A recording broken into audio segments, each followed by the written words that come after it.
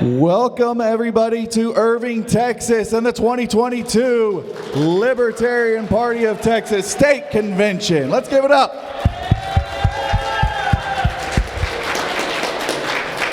I want to thank everybody for being here and supporting the party, all of our vendors, all of the delegates, the guests, the candidates, all of you guys for being here. I really appreciate the fact that you're taking time and money out of your schedule to be here to support the party. Thank you.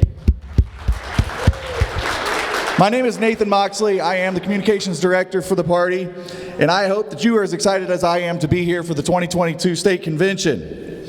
We have a fantastic list of speakers, entertainers, all sorts of delicious meals, and plenty of opportunities to meet friends, old and new, and get back together with folks we haven't seen in quite a while, I imagine. I wanted to remind everybody that the cash bar is open all night. Please drink up.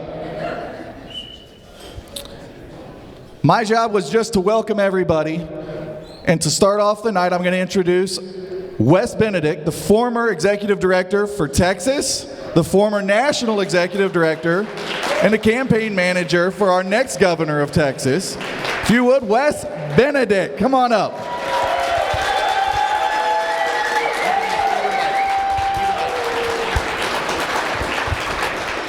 Thank you. Thank you all for coming here today. Again, my name is Wes Benedict. I served as the National Executive Director for 8 years, and before that, I served as Executive Director of the Libertarian Party of Texas with Pat Dixon as our chair, and we thought we did a pretty good job. Thank you, thank you. But I tell you what, in many ways, the Libertarian Party of Texas has done much, much better over the years. It's a testament to the current leadership, recent leadership, and all of you who are working as county chairs and activists.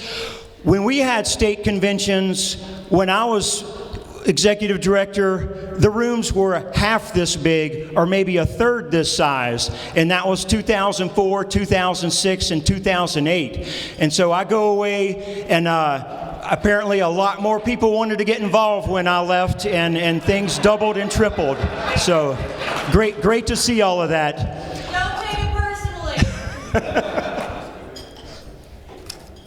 So I'm going to introduce Mark Tippetts in just a minute, but first I want to tell you, and he's going to talk about all the bad guys he's running against and all the bad things that the government's doing. But I just want to tell you my role. I'm serving as the campaign manager, and I need lots of help. We're just getting started, we're just getting growing, we're getting things going, but I want to tell you what I need first. The first thing I need is some county coordinators. So you might be a county chair, or you might just be an activist, or you might be new to the party, but I need you to go to mark4gov.com. That's mark4gov.com. There's a place where you can, it says click to get involved. There's a form to fill out, name, address, phone, email, some other stuff. And there's a checkbox that says, I'll be a county coordinator. If you're at all interested in doing that, please do it. If you're in a giant county like Harris County or Dallas County, we might have 2 or 3. So don't worry that, oh, maybe I'm not the best county coordinator. Don't worry. Or if you think maybe you can't do it or you might be moving, just go sign up and do it. The kind of things we'll do in the beginning is just asking you, hey, can we store some signs at your house? Maybe someone will want some that lives nearby and they can pick it up, or maybe you can deliver it. We might be asking you to help build our contact database. We have a pretty small contact list right now. We need to grow it to 10 or 100 times bigger.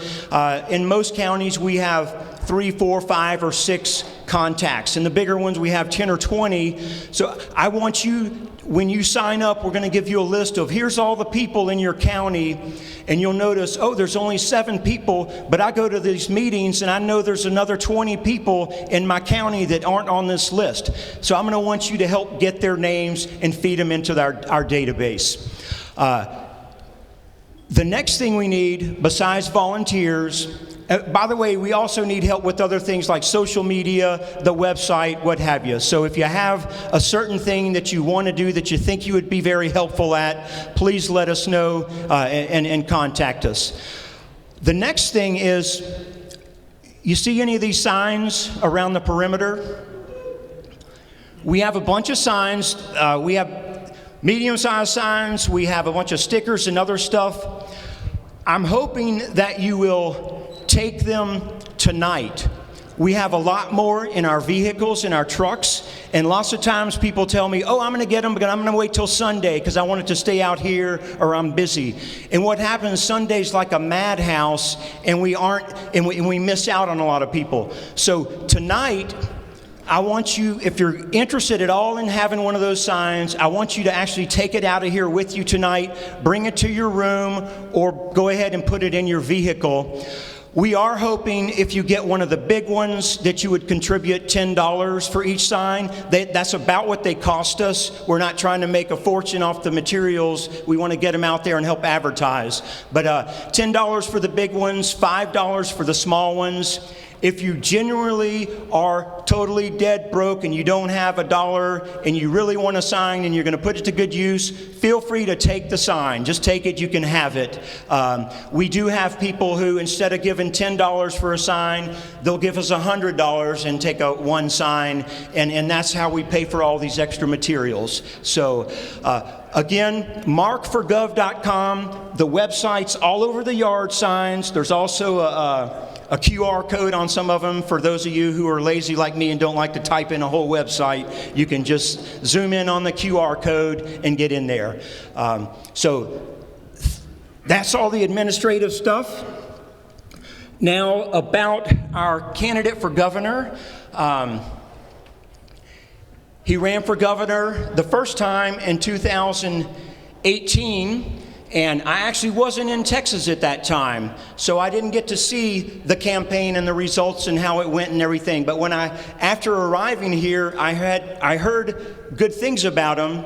And leading up to this election cycle, I was interested in who might run for governor. And I started asking around, and everybody, their first response was, oh, I wish we could get Mark Tippetts to run again. Will he run again? and I'm like, I don't know. Probably not. It's a lot of work. It's you spend a lot of time. It costs yourself a lot of money.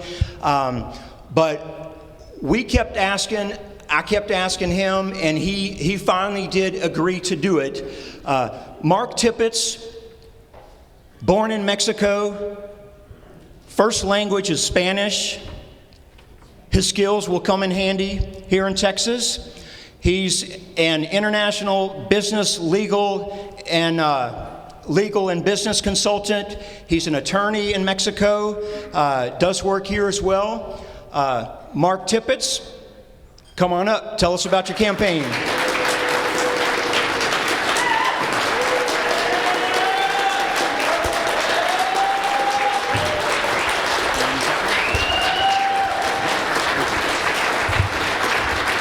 Thank you. Muy bienvenidos a todos. Oh, sorry, I got to go to my second language. Like Wes said, I was actually fortunate enough to be born and raised in another country. I had the pleasure of actually seeing different problems from outside looking in and inside looking out. And a lot of the problems that I see that face us, most people, Texans and Americans, view them a little bit different than I do. Just to pick a couple of them. For instance, the immigration problem. If you ask Democrats and Republicans, they view the immigration problem as a problem. They don't view it as what is the actual cause. What causes this flood of immigration? Yes, a lot of it is the American dream. A lot of it is they want something better for their family. And actually 99% of the people coming across is all they want is a job. They don't want a handout. They don't want freebie stuff. And contrary to popular belief, most of them are not smuggling drugs. But if you ask most people in the U.S., they think that 99% of them are just smuggling drugs. But I had to actually, and I hope it doesn't leave this room, my first wife is from Chihuahua, Mexico. And I actually had to smuggle her across into the United States a couple of times.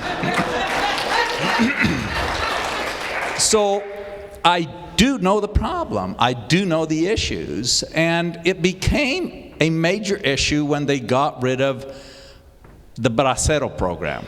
And yes, there was problems with it. But it became a political hot potato for both parties, Democrats and Republicans. And it became a blame game. And the politics grows. It's his problem.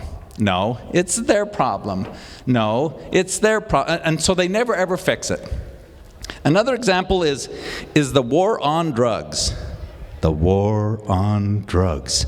That sounds so, oh my God, we gotta solve that. But we don't actually, and this might sting a little bit for some of us, but we don't actually view what the problem is. The problem really isn't the cartels. It really isn't the smuggling of drugs back and forth.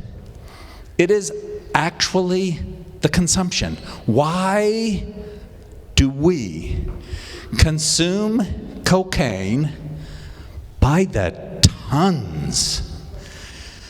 Why do we consume these drugs? That is an issue that we need to talk about. That is where we need to focus our attention. Not on stopping the Coca-Cola trucks from going down the highway, but stopping the actual consumption. And really not even stopping the actual consumption, but viewing why. Why? It always goes back to why. Why is there this big consumption? And there are many, many different issues, but I always viewed them from a different point of view.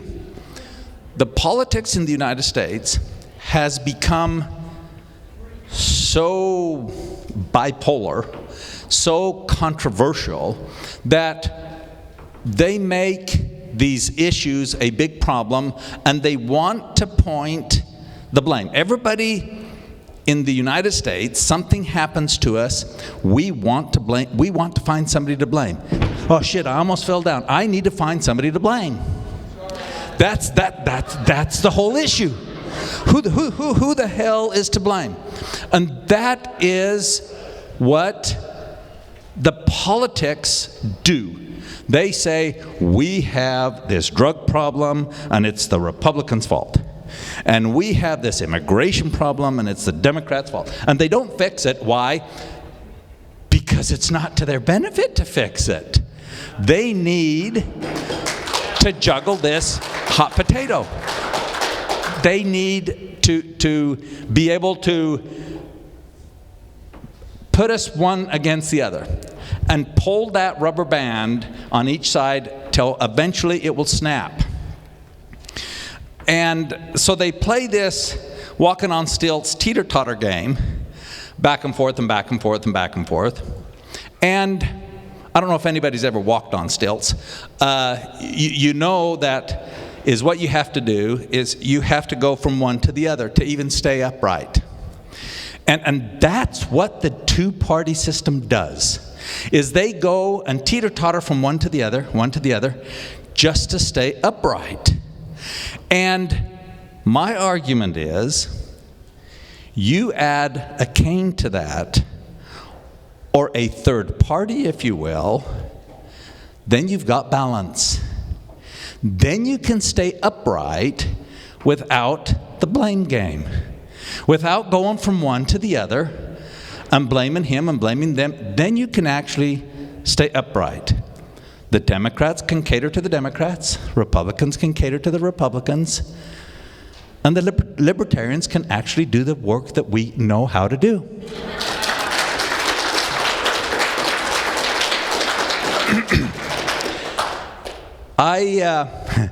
My daughter invited me the other day to she was in a sorority. I won't name the sorority, but she was an engineer, so that'll give you an idea. And she is very, very involved in her sorority, and so she said, "Hey, Dad, could you come talk to my sorority?" She runs the Dallas area part. She lives here, and so I said, "Sure, I'll go talk to him."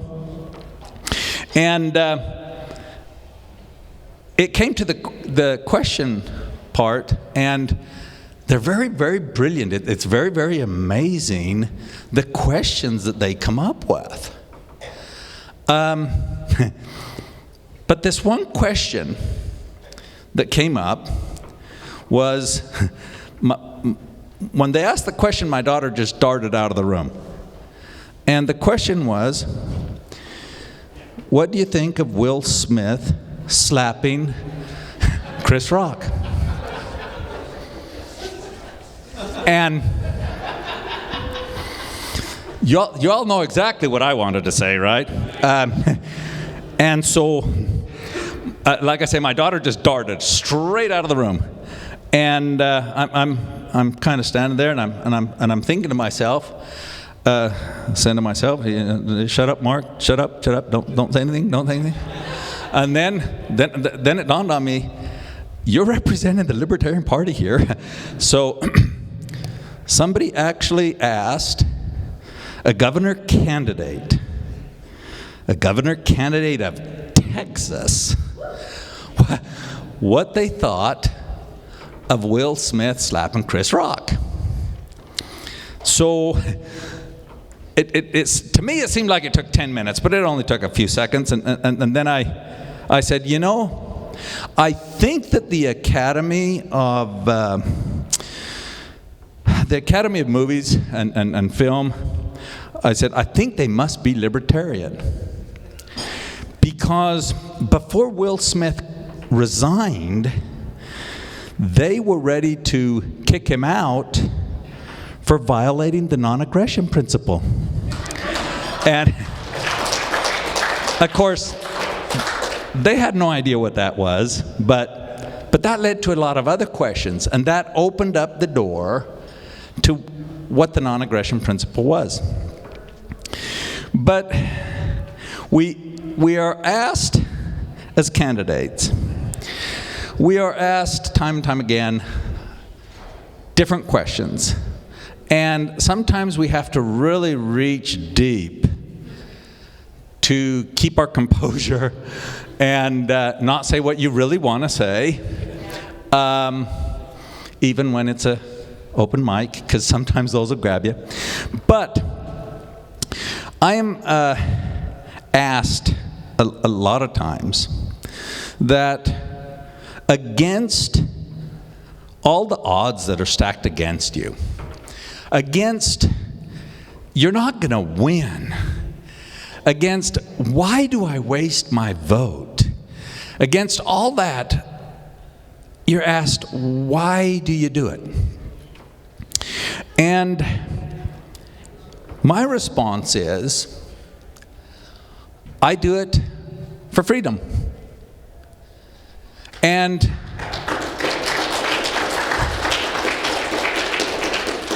true freedom is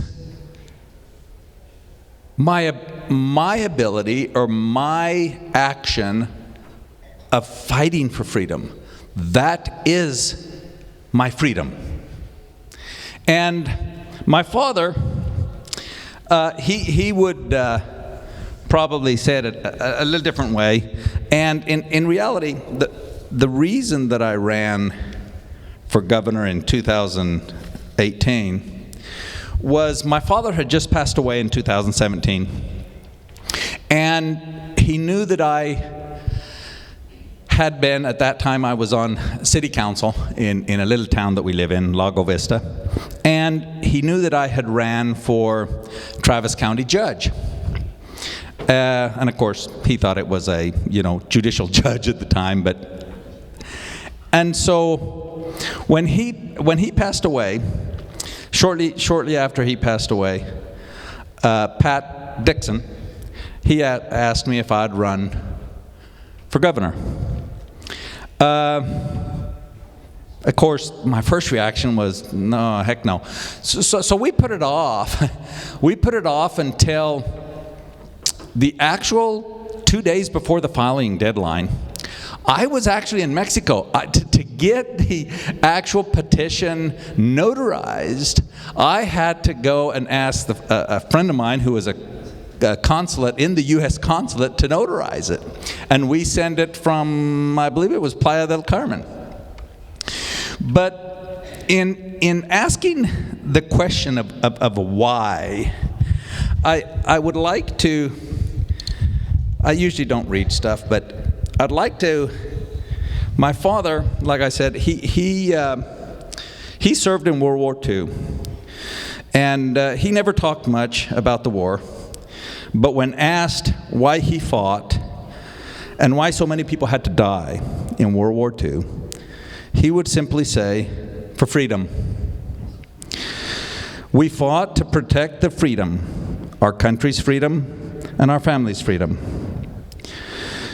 He would say, you must understand that total freedom is not something you can achieve in this life. Freedom in this life is something that you can briefly hold, but it is very fleeting. Freedom is something that you cherish and fight for, whether it's on the battlefield or in your daily life. For the moment you stop fighting for freedom, it is lost. And all those who die in the fight for freedom die free men. For with their last breath, they find true freedom. My father believed that it is the fight for freedom itself that makes us free.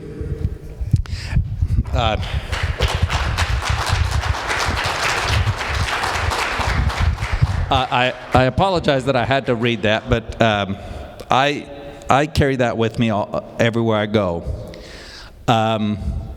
Because even though my father was just a seaman first class, and his served on several ships, blown out from under him, he survived, and he was part of the greatest generation. But he taught me that freedom itself is the actual journey.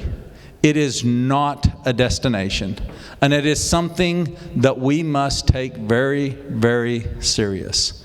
With every breath that we have, for if we ever stop, and believe me, as libertarians, we seem to be walking backwards at the time. But imagine if we gave up. Imagine if we totally stopped fighting for our freedom. We give up our freedom to fight for our freedom, and that must never happen.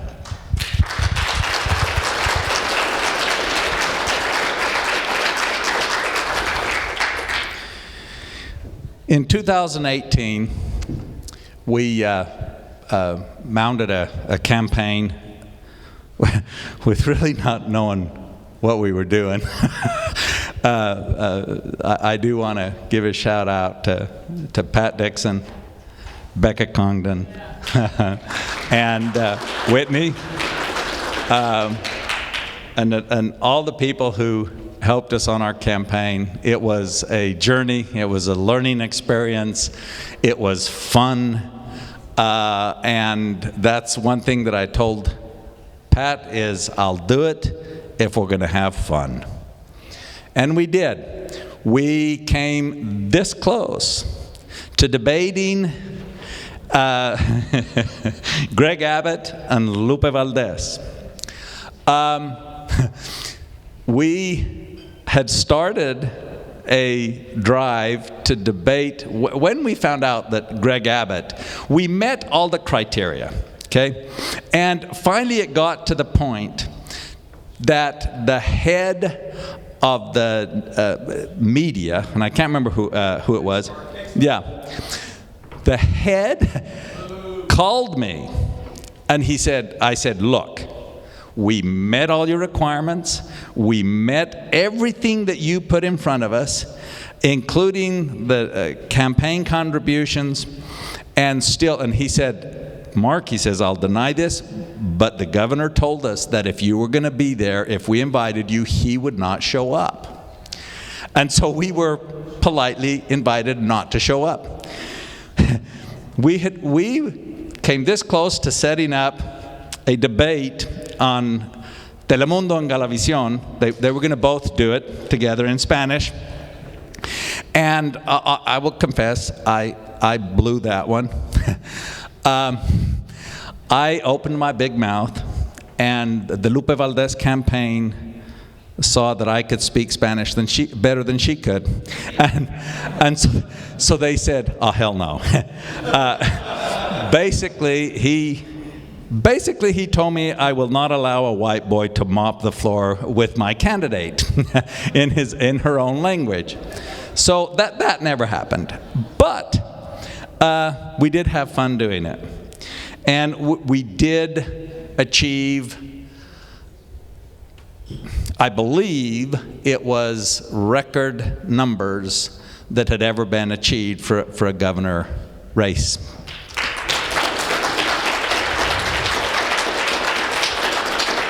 We were able to put a few ads in Spanish in El Paso and in the Valley that did very well.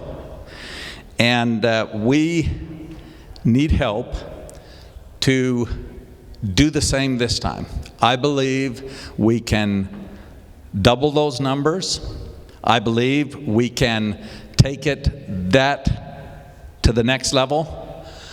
And I believe that because there is no longer straight party voting, we are going to have a much better outcome than we did before.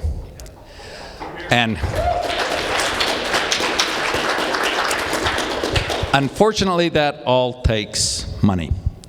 One last thing before we go to questions is, and hopefully nobody will ask me what I think of Will Smith, but anyway. But there's a lot of people ask, and a lot of controversy, and a lot of questions of what is the best way to fight for freedom? And though there is many people, John Adams, Thomas Jefferson, Benjamin Franklin, that speak on this. But my favorite saying, and in all honesty, I don't know who said it, or I would say, is the best way what is the best way to fight for freedom? And the actual reality is there is no wrong way to fight for freedom. There is only wrong reasons. So when we are fighting for freedom, and when we talk amongst ourselves of how to fight for freedom, let's be very cautious and very conscious that we are not trying to push our ideas, or the fight is not my way of fighting for freedom is the best way, or your way of fighting for freedom is the best way. Let's all unite and fight for freedom. There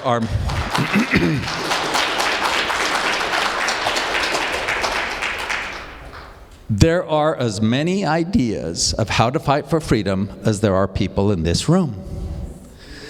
But we must look at our differences and look at the different ideas, and we don't have to agree with everybody. You don't have to agree with me of my idea of how to fight for freedom. But the fight for freedom, that is your freedom. And let's never, ever forget that. Thank you.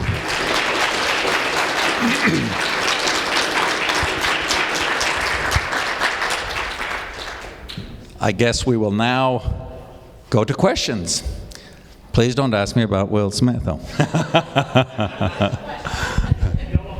Yeah, I thought there was a mic somewhere. Okay, go Good ahead. evening, Mark. My name is not Kathy Glass, and I'm the chair of the Libertarian Party of Harris County.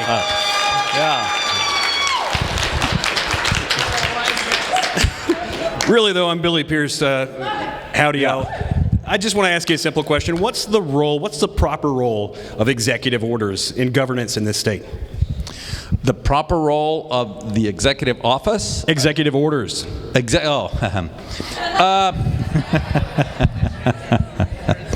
Well, if I'm in office issuing executive orders, they're all proper. At least they were all proper when the Republican was there, and this actually it is we can joke about it and that, but it is a serious issue because, and this is one of my, I don't like campaigning and have these campaigns of anger and fear and hatred and knock over that thing. Oh, but right, and I despise that. I despise you should hate him or you should. I don't like that. However, I am not opposed to pointing out facts. And as far as the executive orders, the facts are this. Governor Abbott, when Donald Trump was president of the United States, he executive ordered curfews, shutdowns, mask mandates, closed businesses. He ordered all that. I mean, if you ask him now and you look at the Republicans now, you would think he never, ever mandated that. He did. And then the Democrats take over, and all of a sudden it's unconstitutional. So my question to him is, do we have two constitutions or do we have one? Do we have a Republican one or a Democrat one? The only proper use for executive orders are in extreme emergencies. Hurricanes, tornadoes, stuff like that where you need to actually address and solve something. But as far as viewing the virus and that as an imminent threat and being invaded, that is hogwash. There is no proper use for them.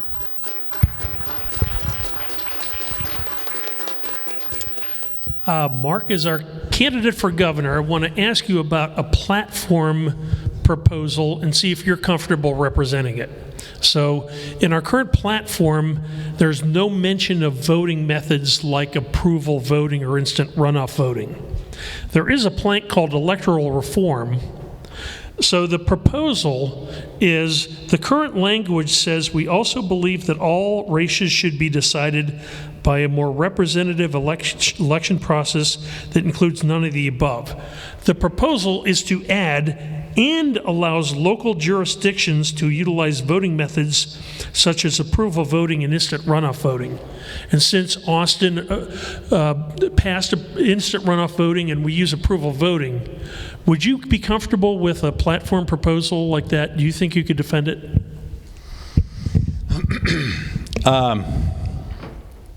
That's a mouthful. But is what it brings to mind is, you mentioned none of the above.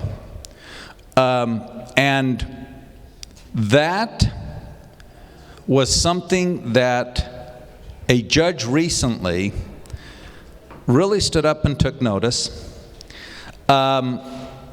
When we were fighting in the federal courts, we're fighting the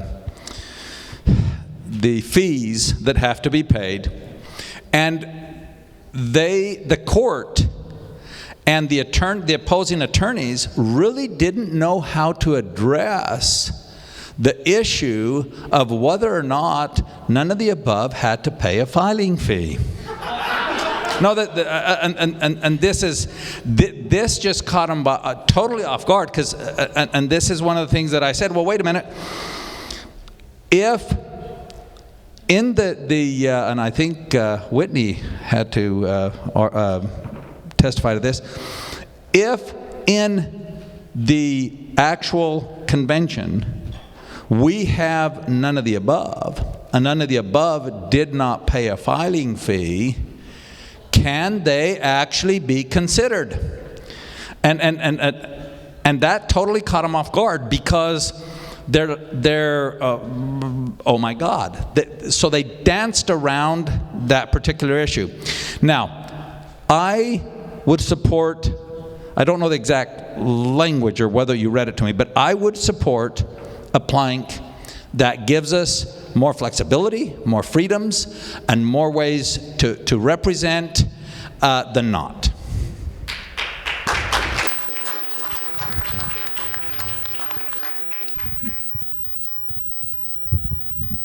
Governor Tippetts, do you have a dual citizenship with U.S. and Mexico? And if so, could you explain how that works out?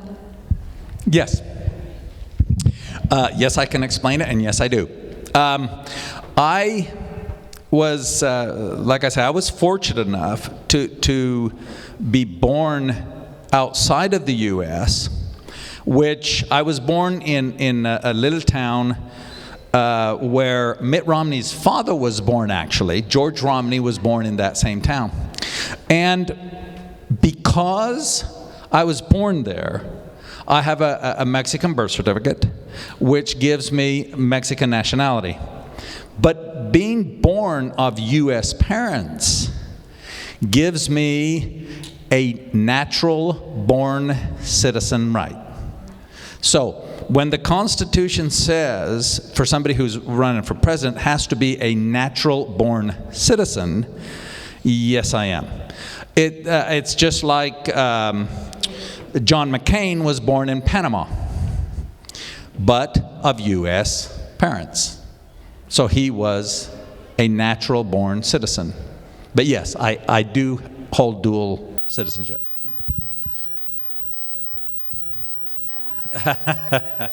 I have no intention. Spike, knock him out. Mark, I think we have time for 2 more questions here, okay? Okay. Governor Tippetts, how are you? Good, good. Doesn't that sound nice? Man, that sounds great. We've actually met about 4 years ago in Houston, and I was a college student becoming a teacher. Now I'm actually a teacher. I teach U.S. history in a high school in Houston, and I had all the stock questions, all stock answers for what a libertarian is on schools, school choice, how you should have more schools for smaller classrooms. But then, when I've learned, you get paid based off of the number of students you have. So I've got, like 35 students. I get paid pretty nice compared to most school districts, but holy cow, is it a mess, and it's not good for anyone. It's not good for me. Students get like 0 single attention. So all of a sudden I'm like going, well, shoot, I want smaller classrooms, I want more school choice, but I want to get paid. That's one thing I can't tell other teachers. Like going, hey guys, let's do this, but let's take a pay cut. You can't win that. So what would you do? How would the state of Texas TA do anything to make sure that we've got better schools, smaller schools? I could do a better job, but I don't take a huge pay cut. Right. Thank you. Thank you. Yes. And this is a question that we do get a lot, and this is a legitimate concern. The Constitution of Texas provides that the state must provide for the education of its citizens. However, it does not say that the citizens must accept the education provided by the state. Therefore, they still have the right to those funds that are being paid for them. So, and this is something that I argue for all the time, is what happened to a government by the people, for the people. And this is where the parents must get involved, because they have a constitutional right mandated by the Constitution of Texas that their children be educated by the state. Therefore, they should be able to say where they want their children educated and how they want their children educated.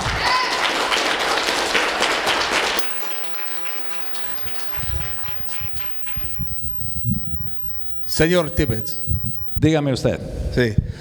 Yo entiendo español más o menos, pero no hablo muy bien. I'm just very out of practice. Lo siento.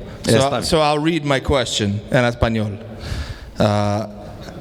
¿Te fue muy bien en la televisión en español la última vez? ¿Hay algún plan para aparecer en más canales en inglés esta vez? Can somebody translate that? Oh.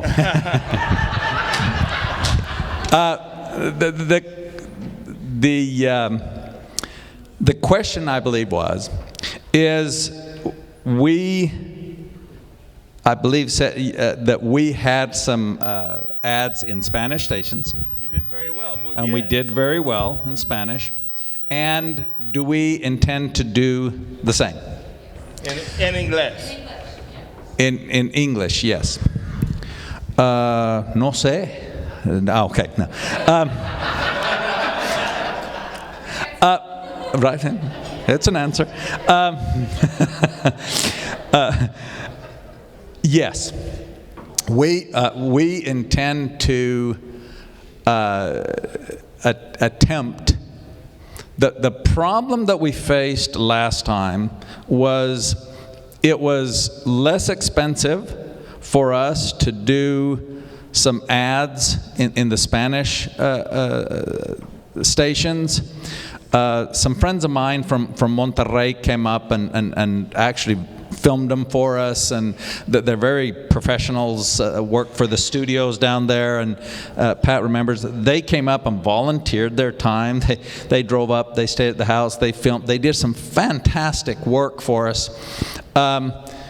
We want to do the same thing again, to put something in a English-speaking station is just so cost prohibitive, where we can put it in some of the Spanish stations, we found out, relatively inexpensive. And we intend to reach out to not only the Latino community, but I know a lot of people in the Asian American community, in the African American communities, and we intend to reach out to all the communities that we can, in every way we can, obviously with the limited funds that we usually have. So, a usted gracias. Oh, I'm sorry, did you want me to answer that in Spanish? Claro que sí, vamos a hacer todo lo posible para hacer otra. Oh. We'll do one last question and then wrap it up. Okay. This is the last question from Mark Ash. Mark. Y sí, yo puedo hablar muy bien en español. Muchas gracias. Claro que sí, tocayo. Okay. I wanted to ask you about identity politics. I've always had a problem with identity politics. And one of my opponents calls herself a fronteriza. And And I took it back and said, I could be considered a fronterizo, but she may be insulted if I call myself a fronterizo while she's a fronteriza. But how do you address identity politics? I think there's too much of it in both of the major parties. And I will say this from what I've seen. On the Democratic side, it's being a woman, preferably being a woman of color. On the Republican side, it's being a police officer or a ex-military veteran. And not all of us fit in those categories, and these are the people that tend to get elected from the major parties. And I think that we need to get away from identity politics and trying to address that issue to the voters at large. Thank you. Y muchas gracias. Gracias, Tocayo. By the way, Tocayo means two people that are named the same, they call each other Tocayo. So, identity politics, it is a very, very touchy issue. It's a very, very touchy subject. I try, and a lot of times I get booed for saying that I don't cater to identity politics. I try to say we are all Texans. We are all equal. I was at an event to illustrate what I'm saying is I was at an event, and I won't mention the event or what identity or whatever, and they were asking me that if a particular law came across my desk as governor in 2020, if I would sign a particular bill that was being passed. And the bill said, these particular individuals, if they felt threatened, would have a right to call the police to have them escorted to their house. And then they said, answer yes or no. And I could see it was a total setup, and my wife was just laughing her head off. And so I said, I will answer yes or no, but I need a little more clarification. Are you saying that this law that is in front of me is specific to you? And they said, yes. I said, no. I said, now, if you are going to put a law in front of me that says any citizen, anybody who feels threatened or whatever, can call the police to be escorted, I'd sign it in a heartbeat. But I will not sign laws that favor anybody or any race, color, creed, anything over anyone else. We have to give that notion up.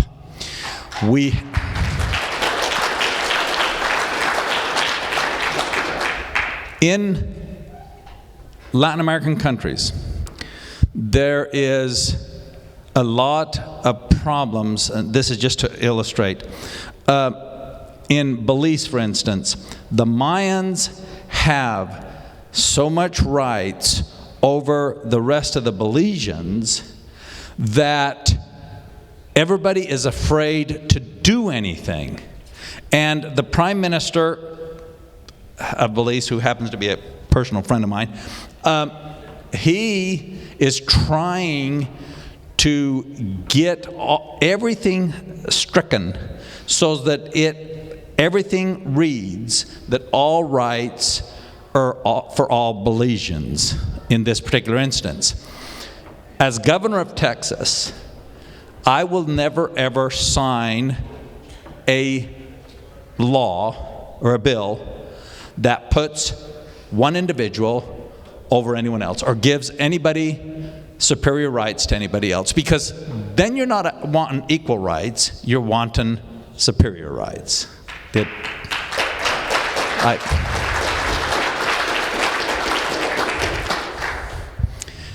Anybody else? Okay. Thank you very much, everybody. Let's give it up for Mark Tippetts, everybody, next governor of Texas. Thank you.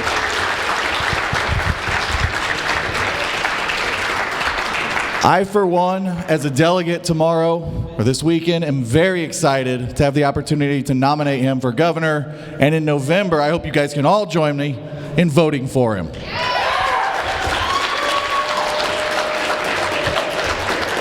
So we actually need to do about a 5-minute reset here. And I know in a room full of libertarians, this is a horrible freaking idea. But somebody kicked over my camera, so I got to get the tech set up.